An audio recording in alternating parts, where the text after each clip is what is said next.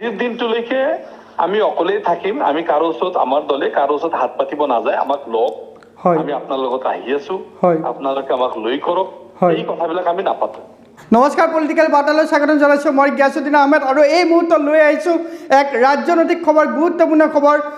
এই মুহূৰ্তত এক গুৰুত্বপূৰ্ণ খবৰ আমাৰ হাতত আহি পৰিছে, এক্সক্লুচিভ নিউজ, যে AIUDFে এই মুহূৰ্তত আনুষ্ঠানিকভাৱে ঘোষণা কৰিছে যে তেওঁলোকে 2026 চনৰ অসম বিধানসভা নিৰ্বাচনত তেখেতসকলে 25টাকৈ আসনত তেখেতসকলে প্ৰাৰ্থী প্ৰক্ষেপ কৰিব আৰু গুৰুত্বপূৰ্ণ ঘোষণা কৰিছে AIUDFৰ তৰফৰ পৰা।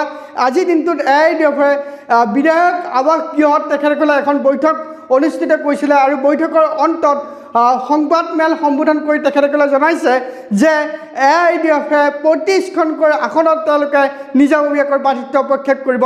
জনাইছোঁ এই গুৰুত্বপূৰ্ণ খবৰ। আৰু এই মুহূৰ্তত আমাৰ সৈতে সংযুক্ত হৈছে মানকাছৰৰ বিধায়ক তথা AIUDFৰ জ্যেষ্ঠ মুখপাত্ৰ আমিনুল ইছলাম, তেখেত আমাৰ সৈতে সংযুক্ত হৈছে। আমি তেখেতৰ সৈতে আমি ফোনযোগে সংযুক্ত হ'বৰ কাৰণে আমি কাম্য কৰিছোঁ। আমিনুল ইছলাম ডাঙৰীয়া, আপোনাক এই মুহূৰ্তত স্বাগতম জনাইছোঁ। আপোনালোকে আগতীয়াকৈ 25খন আসনত আপোনালোকে প্ৰাৰ্থিত্ব প্ৰক্ষেপ কৰিলে, ইমান পূৰ্বানুমানিকভাৱে আপোনালোকে কিয় প্ৰাৰ্থিত্ব প্ৰক্ষেপ কৰিলে? আমি প্ৰাৰ্থিত্ব প্ৰক্ষেপ কৰা নাই। আজি আমাৰ যেহেতু পঞ্চায়ত নিৰ্বাচন সমাগত, পঞ্চায়ত নিৰ্বাচন আমাৰ যিটো প্ৰিপাৰেশ্যন, আমি এটা মিটিং কৰিছিলো। সেই মিটিঙত আমাৰ সিদ্ধান্ত হ'ল পঞ্চায়ত কেনেকে কৰিম, কোন কেনেকে কৰিম, আৰু পঞ্চায়ত আৰু MLA বিলাক সম্পৰ্কে অহা দিনত যিহেতু 1 বছৰ নিৰ্বাচনৰ কাৰণে আছে, প্ৰতি দলে কুচকাৱাজ চলাই আছে। আমিও আমাৰ প্ৰতিখন জিলাৰ পৰা ইণ্টাৰনেল যিখিনি প্ৰতিবেদন সেইখিনি বিচাৰিছো, আৰু আজি আমি টেন্টেটিভ এটা ধাৰণা লৈছো যে আমি যেহেতু ইয়াৰ আগত আমি 36 সিটত জিকা আছে, ইয়াৰ আগত আমি বিভিন্ন হিচাপত আমি যদি হিচাপ কৰো বিভিন্ন 3-4টা সেশনত আমি অসমৰ 36টা সিট জিকি থৈছো।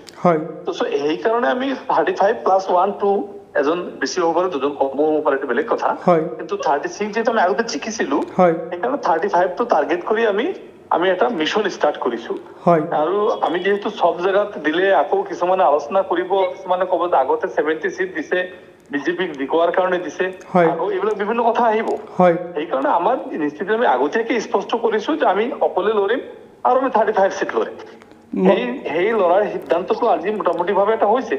এইখিনি কোনখিনি সিট হ'ব এইটো পৰৱৰ্তী সময়ত সিদ্ধান্ত হ'ব দলীয় মজিয়াত। হয়, আপোনালোকে মূলতঃ একলা চলো নীতি গ্ৰহণ কৰিছে। আজিৰ দিনটোলৈকে আমি অকলেই থাকিম, আমি কাৰো ওচৰত আমাৰ দলে কাৰো ওচৰত হাত পাতিব নাযায়, আমাক লওক, আমি আপোনাৰ লগত আহি আছো, আপোনালোকে আমাক লৈ কৰক, এই কথাবিলাক আমি নাপাতো। আমি অকলশৰীয়াকে লৰিম। তাৰপিছত যদি বিজেপিক পৰাভূত কৰিব স্বাৰ্থত যদি কিবা চিন্তা কৰিব লাগে দলে চিন্তা কৰিব। আজিৰ মুহূৰ্তত আমি ক'ব নোৱাৰো যে কাৰো কাৰণে বিছনাবাদ থৈ দিছো কোনোবাই আহিব, এইটোতো হ'ব নোৱাৰে, কাহিটো বাঢ়ি থব নোৱাৰো। আৰু যিহেতু কংগ্ৰেছে বহুত নাখৰা কৰিলে, এইবাৰো দেখিলো আমি কৰিলে, যদিও আমাৰ হীৰেণ গোহাঁই ছাৰে যোৱাবাৰ আমি তেখেতৰ পৰামৰ্শ ল'ব গৈছিলো, হীৰেণ গোহাঁই ছাৰে আমাক স্পষ্ট পৰামৰ্শ দিছিল আপোনালোকে কংগ্ৰেছৰ লগত এলায়েন্স কৰক। এইবাৰ আমি টিম ইণ্ডিয়াৰ সময়ত আমি বহুত চেষ্টা কৰিছিলো, যদিও আমি যে প্ৰতি বিজেপি কেনেকে হৰুৱাব পাৰো। ফলস্বৰূপে কি হ'ল, যোৱাবাৰ UPৰ 5টা আছিল অসমত, এইবাৰ 3টা হ'ল, তাৰপিছত 2টা নোহোৱা হ'ল। তথাপি কংগ্ৰেছে অকলে খেলিলে। এতিয়া কথা হৈছে আমাক বাদ দি কংগ্ৰেছ খেলিব, সেইটো তেখেতসকল দলীয় নিজা নিজা সিদ্ধান্ত। আমিতো সিহঁতৰ সিদ্ধান্তত কথা পাতিব নোৱাৰো। আমাৰ সিদ্ধান্ত অতি স্পষ্ট যে আমি 35 সিটত কণ্টেষ্ট কৰিবৰ কাৰণে আজি দলে এটা প্ৰাৰম্ভিকভাৱে আলোচনাত আহিছো, আৰু আমি মোটামুটি এইটো এটা সিদ্ধান্ত লৈছো যে 35টাত খেলিম। এই কথাটো মোটামুটিভাৱে এটা সিদ্ধান্তত আহিছে সকলো ফালৰ পৰা। ধন্যবাদ